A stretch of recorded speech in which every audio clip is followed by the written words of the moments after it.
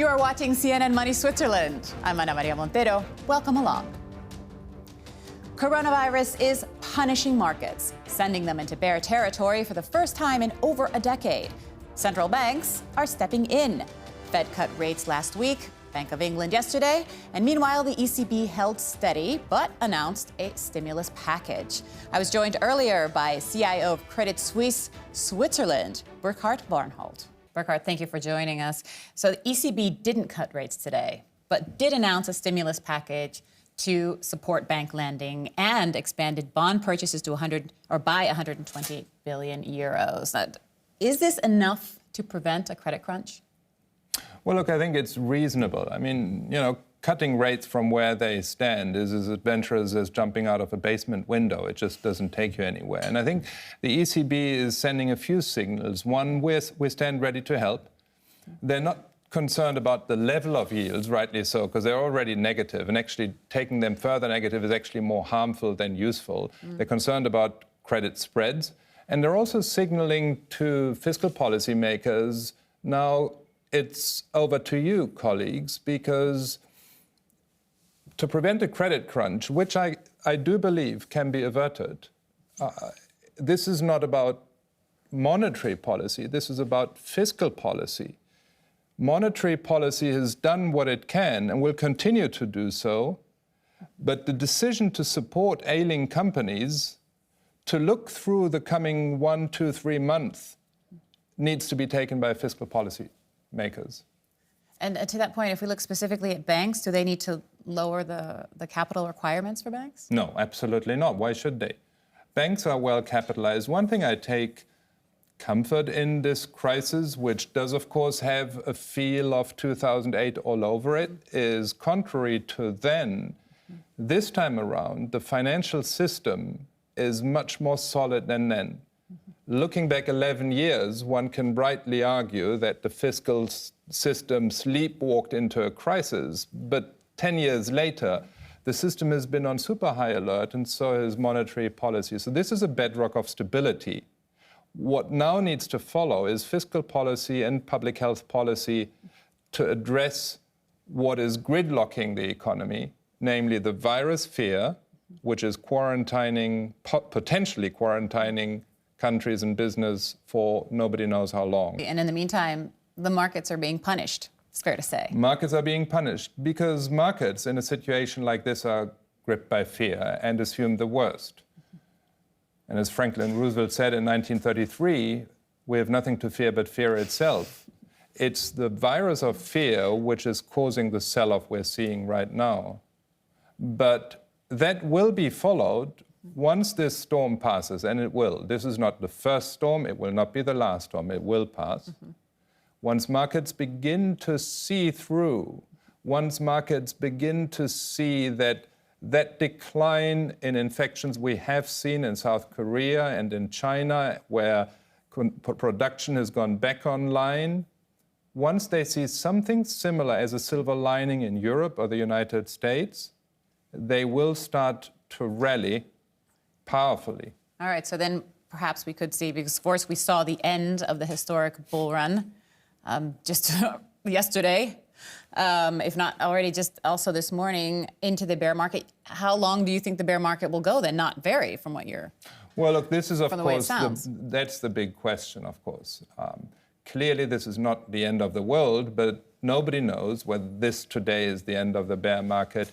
It feels like we've seen a lot of it, with most equity markets being down 20% from peak over the time span of just 2 weeks. Remember, 2 weeks ago, markets were still writing new records, which illustrates the nature of such corrections. The way down is always more violent and faster than the way back up. And the question we need to ask ourselves is how much of this output loss that is likely to ensue from the virus crisis will be permanent and how much will be temporary. If we can see a recovery in the public health, if we can see a normalization in daily lives and in businesses over the next 2 to 3 months, then unless there are grave fiscal policy errors, which of course we cannot rule out. Europe is a hodgepodge of different countries. The United States will have one. An election year. Which speaks for fiscal policy, which speaks for fiscal stimulus. So there I'm pretty confident the fiscal stimulus will be bold and big. So if we can see a normalization of our daily lives in the next 2 to 3 months, I would say, which would follow what we've seen in Asia, then the correction may very well be a V-shaped one, both economically, but prior to that, in markets. So the possibility of going into a global recession then doesn't sound like, is that on the table for you? Oh, absolutely. That's what markets have priced in already. I mean, are you betting on consumer staples, healthcare sector? Are you talking about diversification? I mean, how do you look at this bear market? This is not a point in time where you should be taking wild bets. This is the time where you should go back to basics and think about principles of investing. Diversification is the single most important timeless truism in investing. Prepared on predict is why diversification is here. Have a process. Fear is no good advisor, especially not during times of fear, because it just reinforces it. We're telling our investors not to take wild bets, as this market can swing either way, to stick very closely to the strategy that they chose. This is not a good time to change strategy. When the dust will have settled, you can assess your strategy. But at this point, stick to the strategy very closely. Don't deviate wildly. But, instinctively, if you ask me, I would also believe that, as I said, this storm too will pass. I don't know, and nobody in the world knows whether the next couple of days are going to be violent down markets or recoveries. Probably a bit of both in the next couple of weeks. A lot of volatility. But it will pass. And once it passes, the economy, markets will recover, because that's human nature. And are you seeing your investors move into cash? We are seeing everything. This market is crazy. I mean, there are buyers and sellers and those who go into cash. This is a market that, when you just look at the money flows, is clearly reminiscent of 2008. The good news, let me re-emphasize that again, is contrary to then, this time around, the financial system is very solid. Monetary policy and the banks are better capitalized, better prepared, have less risk and higher liquidity. Our business reporter, Kazmira Jefford, spoke to Esti de Weck, head of global market strategy at Natixis Investment Managers, about the impact of coronavirus on businesses and what governments can do to help them avoid a cash crunch. Let's have a listen. Central banks have really become the first line of defense, and we're likely to see rate cuts continuing. But in the current sanitary or health crisis, it's not just about interest rate cuts. They tend to have a more medium to longer term impact, but not a super short term impact other than sentiment for markets.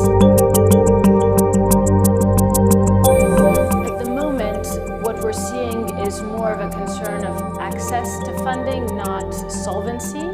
So it's about ensuring you have liquidity, and very often it might be about short-term loans. You're going to see this virus, you're going to see containment measures, and that's going to have a very strong but relatively short impact. Could be just a couple of months, and that's where a lot of these companies are going to need help. So if it's a payroll tax cut, which helps alleviate, at least in the short term, from smaller businesses, if it's having these short-term funding, so almost these bridge loans, it's really a question of businesses being able to make payroll or make short-term payments. It's not a question of solvency. Partial unemployment is a measure that has worked in the past. It allows companies to reduce the work hours and therefore have less outlays in terms of payroll. But with these employment benefits or unemployment benefits coming up from the government, your employees are not losing as much income as they could. We've seen some direct cash transfers in some countries. They tend to be smaller countries where it might have a bigger impact. I don't think this is a measure that was really going to be generalized, but again, I expect policymakers to be creative and to try to think outside the box. Everyone is trying to avoid a recession to start with, but a 2008 scenario. So if you need to have checks coming into people's mailbox, to use the old school term, that's something we might end up seeing as well. Fear over the spread of the coronavirus continues to take its toll on sporting events around the globe. We head over to Geneva now, where Matt Layton joins us with the latest on the cancellation of the Swiss ice hockey playoffs. Now, Matt, given the rate of cancellation for events the world over, how surprised were you about this, really? I think most people thought it was coming, especially from yesterday evening. Remember, the government in Ticino effectively said no sports events ever.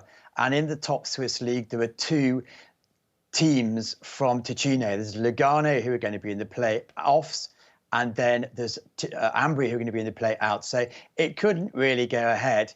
For the last 2 weeks since the actual regular season finished, and remember the last two matches of the regular season were behind closed doors, everyone in this game was saying, no, it shouldn't go ahead behind closed doors because there's no atmosphere. And it also costs a lot of money. They're saying between 200 and 500 Swiss francs per match. So no, not really a surprise, but very, very disappointing. So do you agree? I mean, what's your take?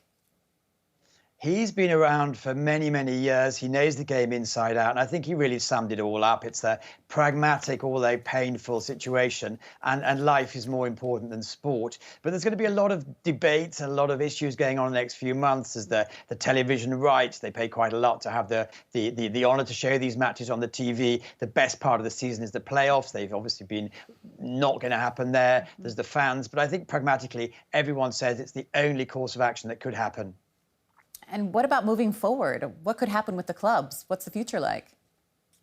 Difficult to say. There's 12 teams in the top division.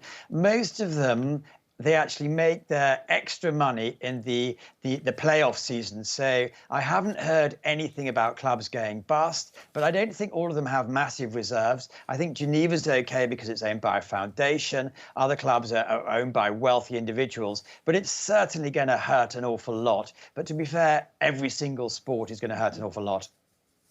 And to that point, I mean, how in general is the sports industry reacting at this point? Complete shock. I mean, over the Atlantic, we just heard today that the NHL is, there's no practices today, so that means something might happen there. The NBA is going to be suspended for the season. It's a new situation. I was at the IOC, the Olympic place, the other day with some massively experienced journalists, and no one really knew what to do. It's the first time it's ever been on a world scale, and everyone has to follow the government. But I would say complete shock, and even the most experienced journalists and sports people are seeing this for the first time. Well, now you brought up the Olympics. The jury is, in fact, still out on the Tokyo Games.